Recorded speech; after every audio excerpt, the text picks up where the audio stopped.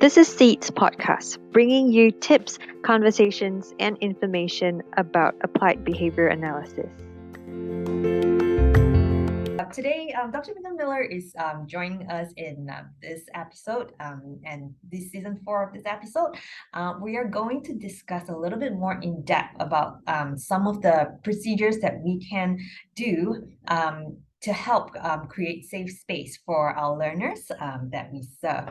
But before we jump into that, Megan, I would like to, the usual drill is to have a short little introduction for our guest.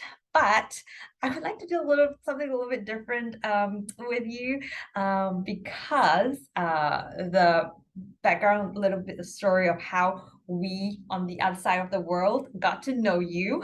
Okay. From actually the Do Better movement that you started, I think, a few years ago.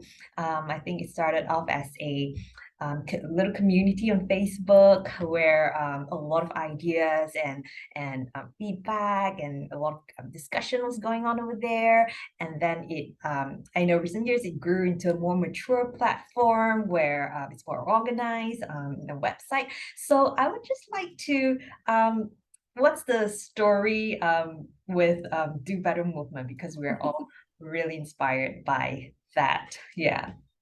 Thanks, Alexa. That's a wonderful introduction. So the Do Better movement, it's really funny. I had been training and supervising people around the world.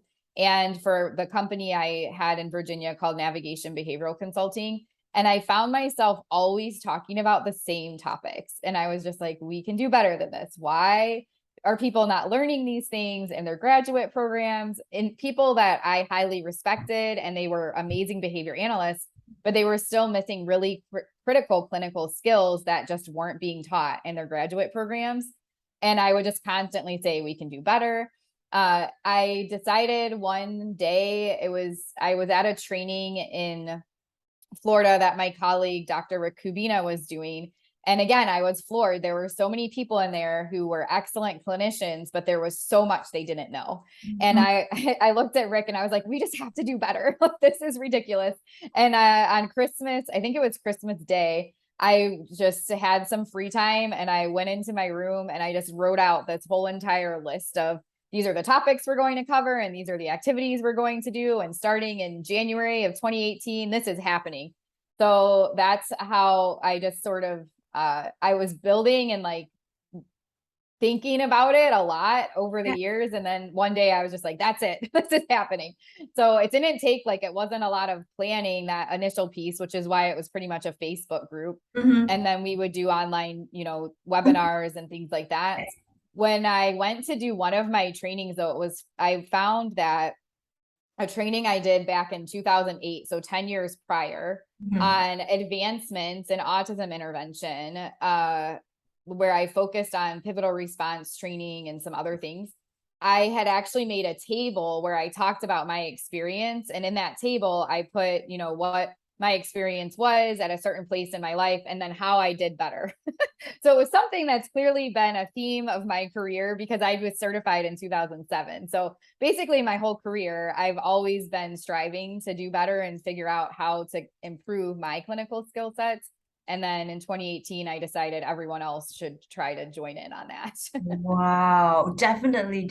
That's why I think when we first heard of the Do Better, like the term, just that few letter is so impactful. And I totally agree. We should always do better. I mean, it's so important in our field, but not only in our field as well, in any aspect of our lives as well, I feel. Yeah, that's really inspiring. So just now you mentioned, it got me curious again. Oh my God, I'm having a fangirl moment here. Okay. You mentioned about the table and where you started and how you have changed. So do you mind telling us about what are the changes, what has happened, and how your practice has evolved to becoming more sensitive, I guess, and more what's the right word? Like always striving to do better to serve our clients and the parents that we work with. Yeah. Sure. So, well, I started in the field in 2005, and well, I started earlier than that in 2003 in my undergrad. Yeah. And that when I was doing that, I had no clue what was happening. So I decided to do better for that. I would go to grad school and get my master's in behavior analysis. So from 2005 to 2007, I went to Florida State and obtained my master's degree in psychology with a specialization in behavior analysis. So while I was there, I learned, a lot of the basic things that we would learn in a graduate program, but FSU is also really focused on teaching us of the analytical side. We learned a lot about shaping and really individualizing, very heavily focused on humane service provision and ethics and all of those types of things. So I learned my big takeaway at FSU was more about verbal behavior and obviously functional analysis and functional assessment. Yeah. But when I graduated, I was struggling with clients who weren't responding to the typical procedures like imitation training and some of the just general things that are done with discrete trial training. It just wasn't effective for them. So how I did better from like my early career is I focused on learning a lot more about the Early Start Denver model and more naturalistic approaches. And then I started my company and we really focused on, I was really fortunate because in 2007, I had my first client where they weren't responding to typical escape extinction procedures. And I would love to say that the reason I came up with a different way with them was because of recognizing that escape extinction is not helpful and can be harmful, but that wasn't it. It was the data was showing this child, their escape behavior wasn't changing. So we needed a different plan. Right. And the plan I came up with was to not use escape extinction and to focus more on really looking at what their needs were and how their motivation was shifting. A lot of what Robert Schramm and I talk about in the 7 steps is part of what I started doing in 2007 with that client. At the same time, Robert was also working on that in Germany, but we didn't know each other. So he he created the 7 steps and I didn't know him then, but now we work together. But anyway, so with that particular client, what was interesting is I started seeing clients a bit differently. So when escape behavior was happening, I didn't always go straight to escape extinction, but I didn't also not use it. Like I still used it. And then when it didn't work, I would use this new thing because I was trained to use escape extinction. Right. So for all of us. Right. Yeah. So I wish that it was like a, immediate thing that I recognize, there's more humane ways, but we all are part of this system that is more like looking at the clients we serve, sometimes not as humans and as more as data points and things like that. So it's definitely been an evolution for me of I've always connected with my clients, even before I knew anything about behavior analysis. The clients I had in Ohio before I went to grad school, I was constantly brainstorming, how can I do the best thing for them? What's the most positive experience for them? And trying to shift and adjust based on my limited experience. But I wasn't approaching things as I do now, so it's definitely been a shaping procedure for me. It's been a step-by-step process and I've learned a lot. So when I went to grad school at Ohio State, I learned a lot more about precision teaching and some clinical things that I just hadn't really learned. But it wasn't until like the biggest changes for me in doing better and really understanding autism and how to connect with my clients happened kind of later in what I consider later in my career. When I moved back to Florida after I obtained my PhD, I worked at Florida State and I worked for their autism center doing research. And I was trained on how to do the ADOS and a few other assessments specific to autism. And the research was really focused on understanding how autistic children communicate and develop. So that really opened my eyes. I was making such great progress with early intervention with my clients, but there were so many things that I didn't even know to assess or look at or work on until I started working at Florida State in 2015. So that was 8 years after I'd been certified, you know? Right. And it's still mind blowing when I talk to some of the researchers there. I see the work they're doing. They're not behavior analysts, but they approach things from a behavior analytic lens. And they just have such a different view on things. It's completely flipped the types of things that they are focusing on in the early intervention research now is more on developing relationships and social connection. It's not about sitting at a table and, you know, doing drills and all that kind of stuff. Yeah. So that was one big area that really helped open my eyes to like truly understanding autism and really connecting with autistic children. The other was through some of the stuff we had going online with Do Better. I met some autistic self-advocates, and I have friends who are autistic, and I've always tried to understand their perspective and make sure I'm approaching things to be as uplifting as possible, at least since 2007, which is when I got certified. So I guess my whole career, that has always been important to me, but I didn't. So when I would see autistic self-advocates commenting on Facebook or different social media platforms prior to 2020, I was offended. I thought they were rude. I didn't understand how they could criticize me because I know what I'm doing, you know, and like I already know all the things about, like I already do that stuff, right? But then when I finally, you know, stepped back and I was more curious and open to learning from them about like what their criticisms actually were and had back and forth conversations, I realized that a lot of the procedures we're trained on, toilet training, even different prompting procedures, the way we use reinforcement, like there's so much that we're trained on as just like acceptable and we should just do it this way because we can and there's no side effects. But in reality, when you take it from the perspective of the person experiencing the procedure, it's not that great. And the way that especially the autistic self-advocates would talk to me about their perception, for example, you know, one big procedure that's used often in schools and centers, and I've done it, but I don't anymore, is snack time is a great time to work on requesting, right? Just give one little piece of the snack and then have the child request more. Seems like a great idea for us. Yes, more learning opportunities. We have motivation. Here comes the reinforce, you know, all of those things. But from the perspective of the person sitting there, it's like, I get one. Like, could you imagine if someone fed you like that? Would you like that? And you'd be like, what in the world is happening right now? And you're just going to make me say the same popcorn for every piece of popcorn. Like, how dehumanizing is that? Right?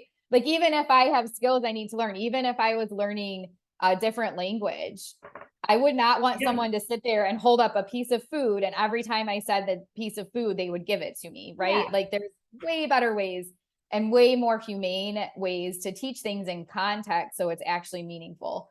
So really connecting with them in 2020 has helped fully shift. There's always things I need to learn. Do Better obviously is the name of what we do, but keeping that in mind, like even procedures that I think are humane and ethical and uplifting and honoring of the clients I'm serving, there's different perspectives, and someone might point out, hey, I see what you're doing here, but have you thought about how it could also be perceived this way? And then I have to make the judgment call as a clinician, because sometimes people point out things and I'm like, that's a good point, but for this particular child and the cost benefit of where things will end up for them and like the danger it involves, we have to push forward in this way. But thank you for pointing that out. Or sometimes I'm like, oh my gosh, I never thought of it that way. Yes, I will make that change and I will make that adjustment. That was a really long answer. That tends to happen. Sorry. No worries. That was really, wow. I think, yeah, so I'm not going to rephrase that. I'm not going to try to do that, but I think, the whole theme, I mean, from how you started, getting certified, it's Do Better. You look for the education because you believe things can be better, and I really, the Escape Extinction was really inspired by that one client because it just didn't work, and you have to find something and do something different, better, to make it happen. And I think the more recent one is really to talk to the autistic self-advocates to get a different perspective. And I think, which is why this season, which is why this season of our podcast is very, very much inspired by what you guys are doing at over there in the US. So over here, we are starting to do things differently. And you mentioned about, I would really love to talk to you about the 7 steps of instructional control that recently worked with Robert Schramp with. Escape extinction really didn't work. At that time, were you starting, I just now you mentioned you really always try to connect with your clients first and really look out for where they're coming from if it didn't work. Was that the start of, were there conversations about trauma-informed care at that point in time? I don't think so. No, I mean, the trauma-informed care stuff is relatively new, I would say, in about the past year.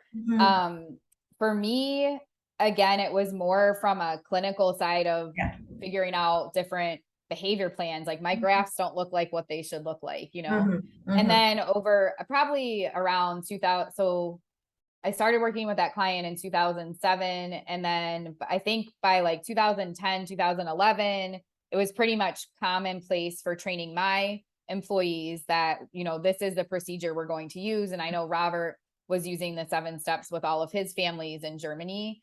And we would present at conferences and people would come to our presentations, but we'd constantly be asked, where's the research? Why are you doing it this way? Why not just use escape extinction? It was very difficult to have people, we would get excited if one person would tell us, oh, we started using the 7 steps. We just would get so excited about that. It's been a really long road. It wasn't until I don't know if this is what's truly to credit, but Matt Sikoria, who has a behavioral observations podcast, had started highlighting certain people in the field. So we did an episode on escape extinction.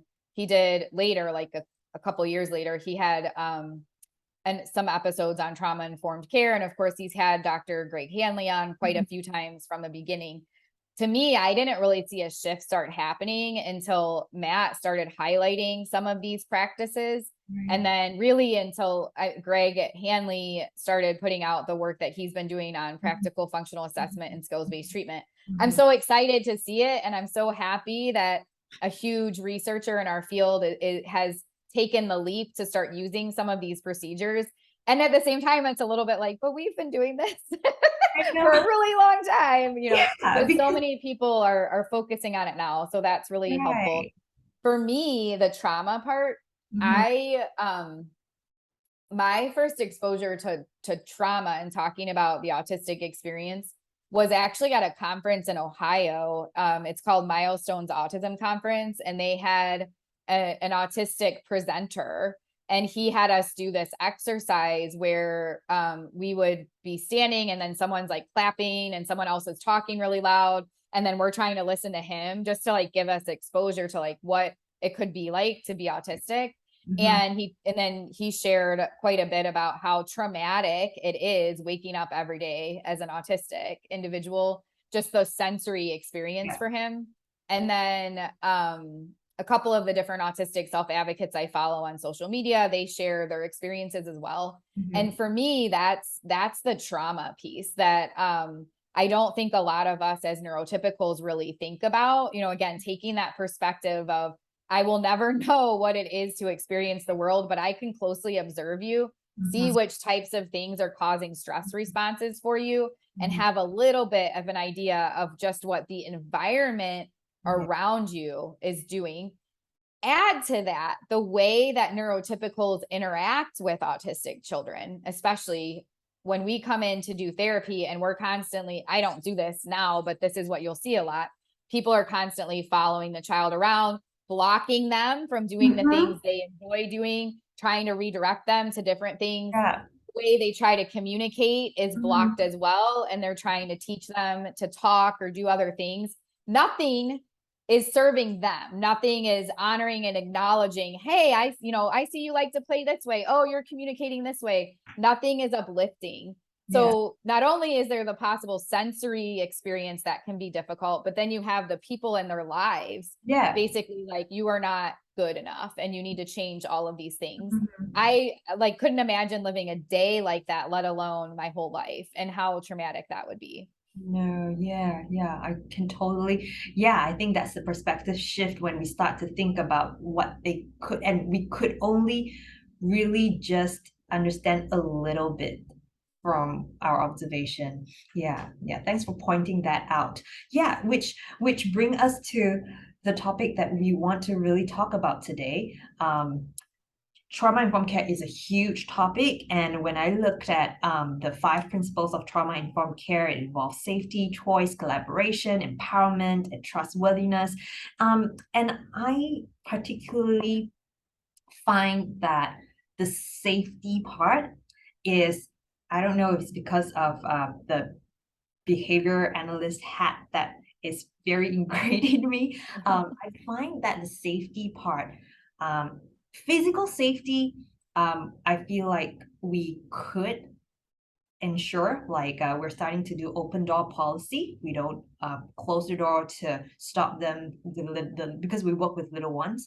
We don't stop them from running out. We don't lock the door anymore. We don't do that kind of thing.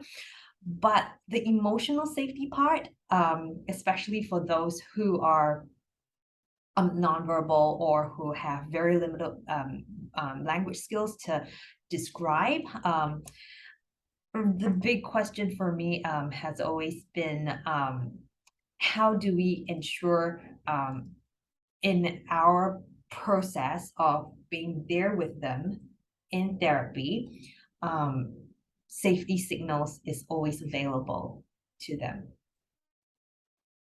Yes. So, and I mean, I think that's an area that probably needs some more research. And I think it should be informed by obviously the people that we're working with, because that's another thing I could see researchers saying like, oh, these are the things that will inform safety, but they're not actually checking with the clients. Like, did this make you feel safer?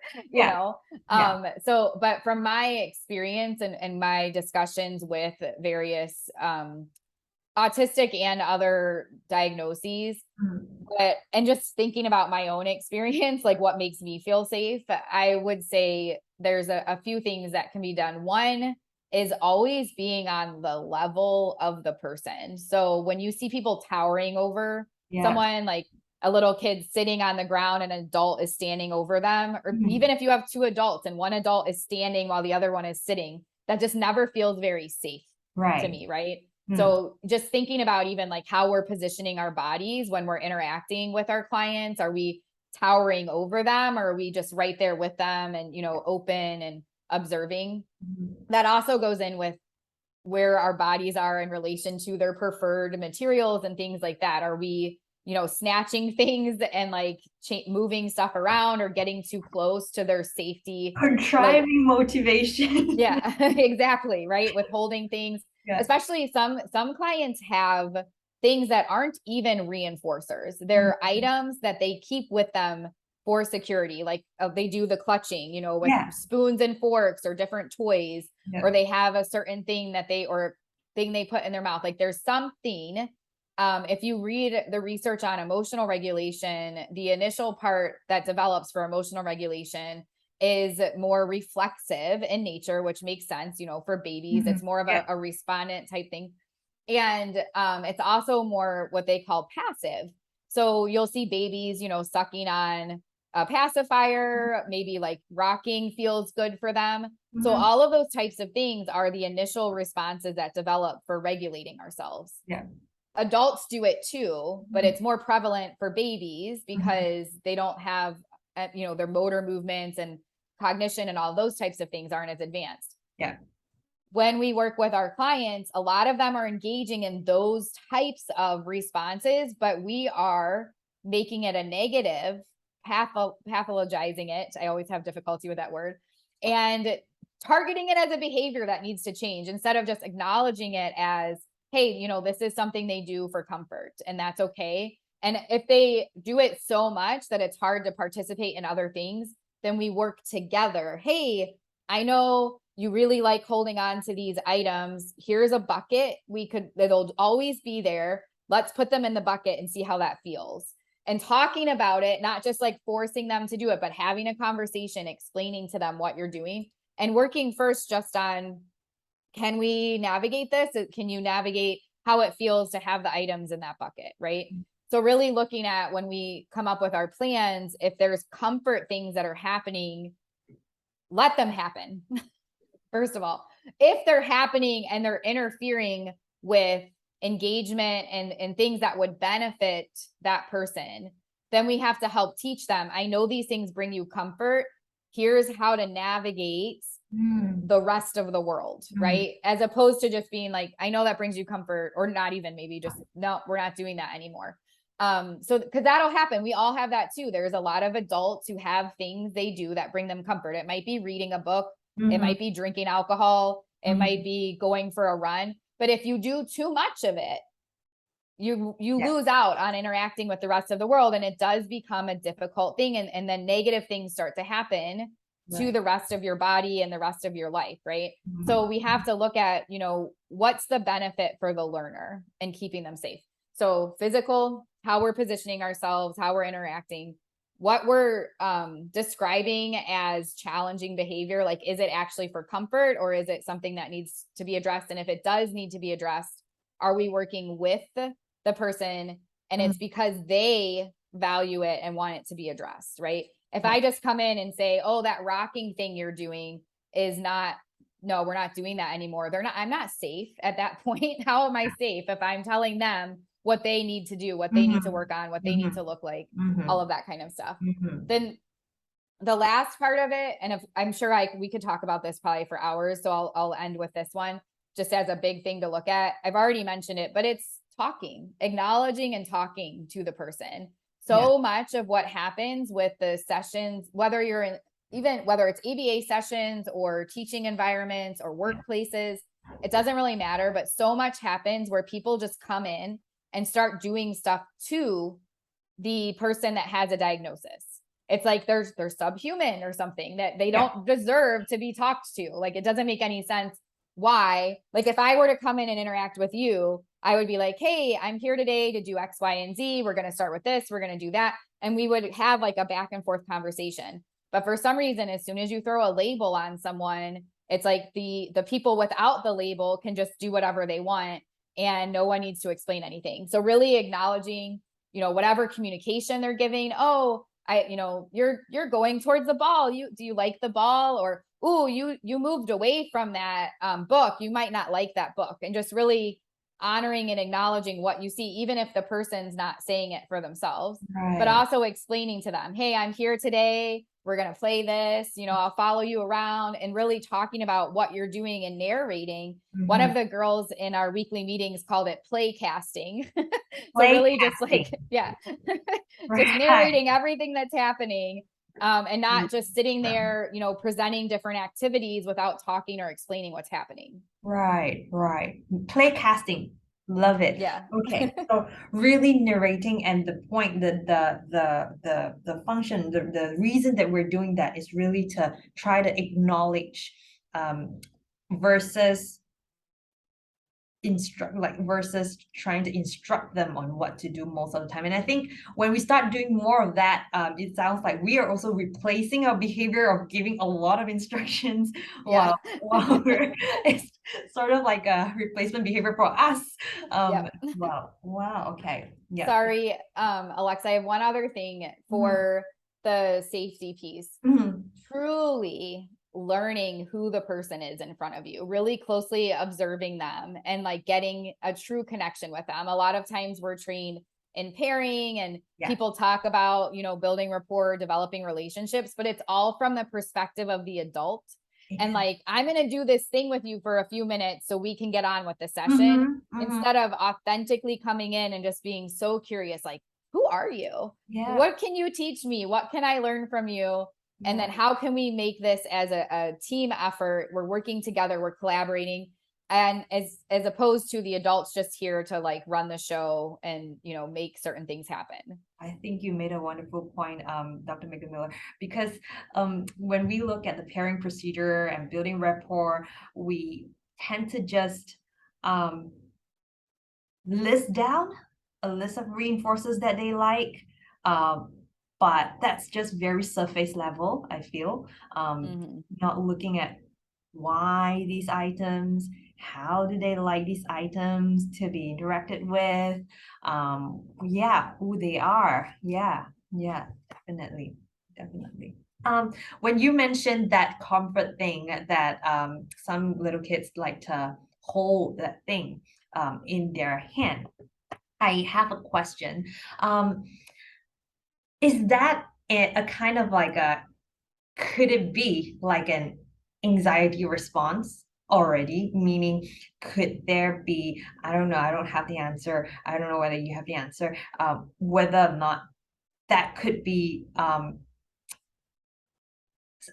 threat has already been signaled, therefore the responses of holding on to something to comfort them.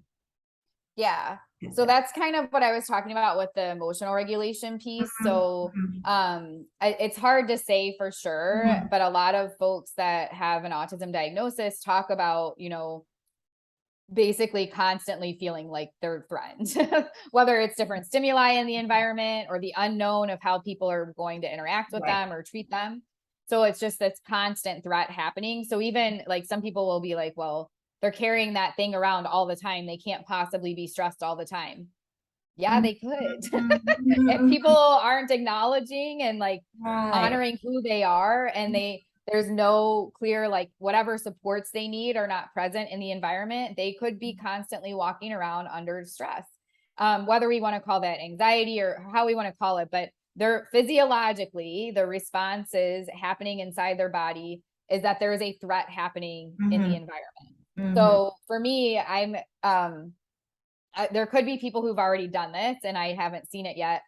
I've been really focused on looking at how we can tie in the research that's been done in neuroscience on stress and how, you know, how to respond to it. Obviously the things that are happening within acceptance and commitment therapy, but really looking at emotional regulation and the research that's been done there. A lot of times you'll hear behavior analysts say like, oh, we don't need to worry about that.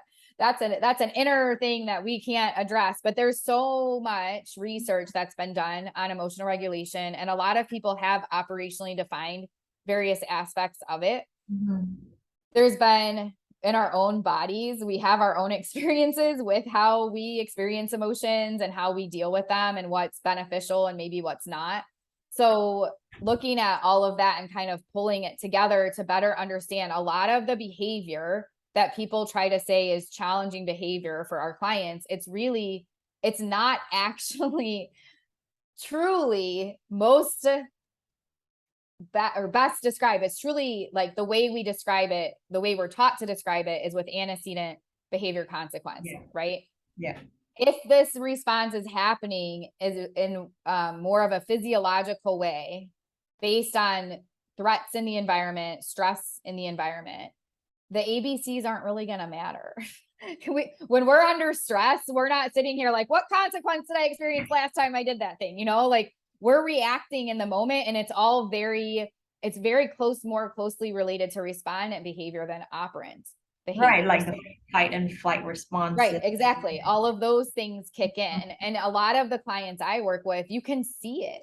You can see the way they so quickly respond to something that they are in more of a fight or flight mode than truly having anything operating on them in the environment from an ABC standpoint. So I think like really making that distinction. I'm not saying function doesn't matter, but people tend to over focus on function when first they should be screening for, is this a stress response? Is this happening because this learner needs to develop more skill sets, either to self-advocate or to navigate when something is stressful, or those skills are already present, that stuff's already taken care of, and there's something else going on from an ABC standpoint. But if we don't take care of that piece first, and we're taught that that's something we're supposed to look at, it's not medical necessarily, but it's still more of a physiological and antecedent side of things that we should be attending to before we try to determine any sort of function. But most people don't look at that. They see someone having a meltdown or having, I just had someone contact me recently because they have a client who doesn't like it when other people sing. And the person is being asked by their BCBA to use escape extinction on that. And it's like, what benefit does that have for anyone, right? Like, or you could teach him how to advocate that he doesn't want to be around people. And like, apparently he already does that, fine. But the analyst wants him to learn how to tolerate people singing. And it's like, why? Why is that necessary for him? You know? And it's probably for him, we don't know what that sensory experience is like. But whatever it is, I doubt that it's completely related to, I mean, yes, you could say it's escape maintained, but it's not in a way of like, I don't feel like doing this thing, right? It's more of, this thing is very negative for me and I need to get away from it. Yeah. Right. So really acknowledging what the person is experiencing and tune into that first. You just give me an idea. I think probably any new client that walked through the door we should probably screen for those responses to see if there's and have a conversation with parents to see if there's any prior history to that, and at least have that information first, right? And before working and looking into the FBA and all the other things. Right. Wonderful. Thank you so much for that reminder. And so I can't help but also because we work with children, early, very, very young children. And I think there's, it's all tied into assent as well. If they show, for those who can't express themselves or have not been taught the skill to tell, so that comes in the assent piece, right? So parents give consent, and we would want to look out for assent and whether or not they're willing to participate in the session. So how do we constantly prioritize? So how do we, I'm really looking at, we know, and I think we come from a place of like, we want to teach, we're not here to, anyone who comes into this field want to help, want to teach, and want to make things better for people. But how can we change our own behavior to always prioritize assent? So always prioritize that our learners are opting in to this activity. They're opting in. And if they are not opting in, how do we react to that? Yeah. So I actually have a whole, like, probably more than 2 hours, but I'm doing a 2-hour webinar on this next week. So there's a couple of different things to think about with assent. It's not just about the opting in, but we have to look at the full picture, because there are things in our lives that are hard that we learn to deal with and navigate, right? So like, I run because it's the only exercise I was able to do after having my child, and with how much I travel and whatnot, it's something I can consistently do. I wouldn't say, but I still don't say I've been doing it for like 10 years now. I still wouldn't say I'm a runner. I don't know why, but it's hard to run, right? Especially in this Florida heat and humidity. It is hard, but I get out there and I do it because of the health benefits, right? So there are things that some of our learners may need to learn how to navigate that initially they aren't opting into as well. So for me, when we talk about assent, there's two big things that come up. One is, yes, how do you create your sessions to include checking for whether or not the client is opting in, and creating opportunities, as many as possible, that they want to opt in. That's one piece. But if we only do that, if we only ever have sessions where everything is just like rainbows and butterflies, we're not really looking at how the real world exists for people, right? So, and I'm not saying we need to be mean and just push people through either, but we have to have that other side of it where when something feels difficult, how do I navigate that? Do I self-advocate? Do I learn how to push through? But it's on their choice. It's not me saying you have to do this. It's me coaching and supporting them and like, okay, here's this hard thing. This is why you said you want to do it. Well, how much can we do today? You know, and like working through that as opposed to just being like, okay, you don't want to do it. We're done. But that's again, it's a thing you do together. It's not the adult just pushing in and saying, hey, you have to do this thing. For the bigger piece, the assent part of like really looking for, we have a few different things that we look at. One is, how does the person communicate that they're assenting? So how do they show you they want to participate? And if you have a client that doesn't show you, they're just kind of passive and they sit there and they go with the flow and whatever, then usually you're going to need to teach them how to express assent and withdraw, how to dissent. Right. And I think some people don't think about that piece. They're just like, oh, cool, a client who will do anything I tell them. I haven't like, thought about that's not beneficial either. So there's like some prerequisite skills with when we're looking at assent. So one is, how are they communicating their assent, withdrawal? And now a lot of times it's challenging behavior. So then we're looking at, how do we teach safer ways of dissenting? So our first piece isn't even so much on how do we make our sessions so that they're positive and beneficial, but like, how do we assess our learner and see where their skills are surrounding assent and dissent? So communication's one. The other one is, this shouldn't be no surprise, emotional regulation. You guys could play a game with how many times I mentioned that on this podcast, but emotional regulation is also a big piece. A lot of times I see people withdraw assent, or like topographically, it looks like assent withdraw, but really it's a skill deficit around emotional regulation. They have to learn better ways to keep themselves calm, to learn what to do when they're mad, to recognize the physiological things happening inside their body. And once they have a better understanding of that, they are eager and happy to participate in so many more things. Right. I'll give an example with my son real quick. So he loves baseball and he's obsessed with baseball right now. So we played a lot of baseball this summer. He doesn't have a diagnosis, but I do think he could get an ADD diagnosis. He definitely has executive functioning deficits that we're working on. So one of his big things right now is, if we're trying to transition from baseball to something else, even though he's learned how to transition as a 3-year-old and he's now 6, that new focus on baseball, that's not going very well. He will not assent to transitioning from baseball to something else. However, I've been working with him over the summer on various things around like his emotions. He goes to play therapy and he's working on it there as well. And we do a lot of prepping and talking about it beforehand. So we talk about, hey, you know, when it's time for baseball to be done, what can we do? And like, you know, calmly walk to the car, not throw a fit, that kind of stuff. And then that opens up the door. We can then go get ice cream. We can watch a favorite movie. We can play Tickle Monster with mommy. Like, there's a lot of other things to live in life besides baseball, right? But if I wasn't teaching him those different emotional regulation skills, and every time he withdrew assent about transitioning from baseball, I was just like, okay, you can keep playing baseball.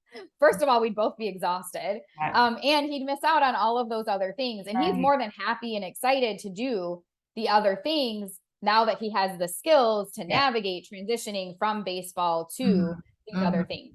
But if I did that with a client where it's just like, well, every time we have to transition off the iPad, they throw a fit, so I'm just going to let them keep the iPad.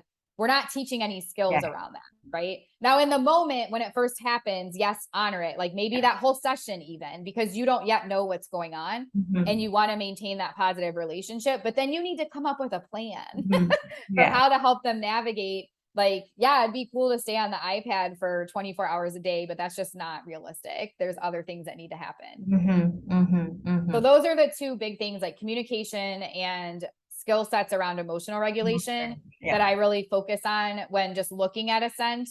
I don't know if you want to, I have so much more I can say. I don't know if you want me to keep going, or if you want to pause for a second. No worries. We're happy for you to keep going. The other piece, I mean, obviously, like your main question was setting up sessions that are based around promoting assent, right? So Yeah, what the best way to do that is to have child-led, play-based right. sessions where you're really following the child's lead, you're looking at how to connect with them, and you're pushing in various different goals and targets, but they're interspersed amongst whatever the child's interested in. And then when they start to show signs of stress or assent withdrawal, you're acknowledging that and you're either granting it, okay, you need a break, you can whatever, or based on your assessments and the skills you're working on, that might be a moment where you say, I know this is hard, we can do hard things, let's practice, and you do whatever centering type, like help them learn to regulate, and then you continue the activity. Which one you do, I can't tell you. It's based on the client and what's most, like what their values are and what their goals are and what's most beneficial from a cost benefit analysis. Right. When a lot of people bring assent questions to me, that's their biggest issue. There's like, I've trained my therapist to, acknowledge when the child doesn't want to do something, but now they don't do anything their whole session because the child doesn't want to do anything. Yeah. So, that's a whole piece. Like, but the more we're connecting with them, following their lead, imitating them, really building up that strong teaching relationship first, then we start explaining, okay, we're going to try this today. We're going to do this thing. And we really pull together all the things we talked about with safety. Then we can start to see a lot more progress where you're probably, if the child has good emotional regulation skills and you're working on the right things that they need to work on, you're not going to see a whole lot of assent withdrawal, right? But when you do see it in the moment, honor it for that session and then decide what the plan is going to be going forward. Like, how is it something we just continue honoring, or is it something we're going to teach them how to navigate because, X, Y, and Z, it's a danger if they don't learn this skill or whatever. Right. Thank you so much. Thank you so much for that. And when you talk about emotional regulation, meaning when the assent withdrawal is denied, they have to learn to it's a little bit of both. So the initial reaction to a stimulus in the environment. So like maybe I say it's time to play this game or whatever, and the child sees the game and is terrified of it for whatever reason. And they just completely, start engaging in all sorts of challenging behavior. Is that assent withdrawal, or is that a stress response relating to not being able to regulate their emotions?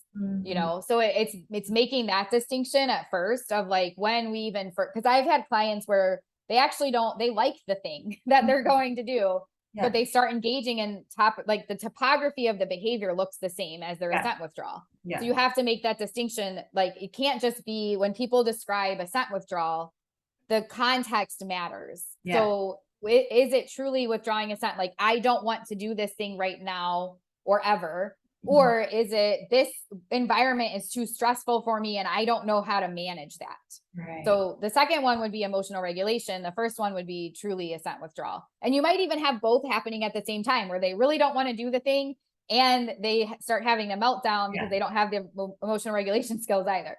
So you could have both at the same time. And like you mentioned, you could have a situation where, say, a boundary exists in the environment. You're not allowed to climb the refrigerator. It's not safe. Right? So that's a boundary. That's a house rule. No one's allowed to climb the refrigerator. And you tell the child, we're not allowed to climb the refrigerator. We need to go climb something else. And they start fighting you on that. They're probably withdrawing assent. They're like, no, I'm going to climb the refrigerator. I don't want to climb that other thing, but it's not safe. And they may not have the emotional regulation skills to navigate when they're denied doing the unsafe, right? So again, they kind of intermix quite a bit, but I think that's where it's important. A lot of people right now it's great, they're focusing on assent, but they're missing like the actual scope and sequence of really understanding what all is involved with assent. It's not as simple as, does the child want to do this thing or not? Right, correct. Because like my last question is balancing the needs to teach, with honoring withdrawal of assent to learn. So how do we find that balance? Because when we start to look into Dr. Greg Hanley's procedures and all of that stuff, especially at the beginning where all 100% of the communication response has to be reinforced. And we went through the process of unlearning and relearning, and it was uncomfortable. And we really experienced that example that you mentioned. We had to let them play iPad for that 3-hour session that we have with them in the beginning. So yeah. So we had that question. But what I've learned today is really it was really to find a distinction between assent withdrawal and emotional regulation. And it's gonna be different for each of the learner, right? And so we gotta then look into each individual and get to know them at a very individual level and really understanding who they are as person. And when we have all these contexts in place, we're also looking at some of the physical environment, like do not tower over, small little bodies, following them around all the time. The physical distance between them could be stressful, for some of them. Yeah. I'm really sad. I really would like to have more conversation with you on all of these, and I know this is a very, very huge topic. Trauma-informed care, safety piece, assent piece. It's a lot to unpack. I wish that we could speak again, but I really don't want to take up more of your time, Dr. McGill-Miller. So we're gonna end the podcast episode for today. Thank you everyone for tuning in.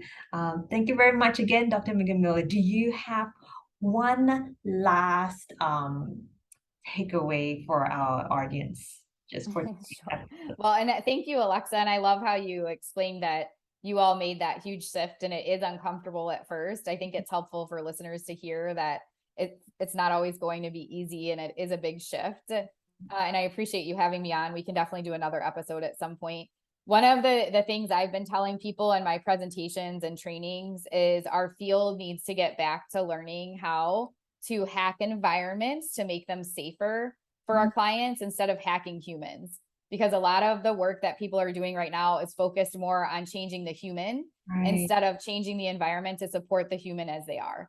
And if you can really tap into that being like one of the places you derive your interventions from, like really focusing on how do I help you live your best autistic life or your best whatever life, a lot of these things just fall into place. Right. And our thought process is going to follow down that path. Thank you so much once again, Dr. McGill-Miller. We are really, really happy to have you on this episode. Thank you. You're welcome.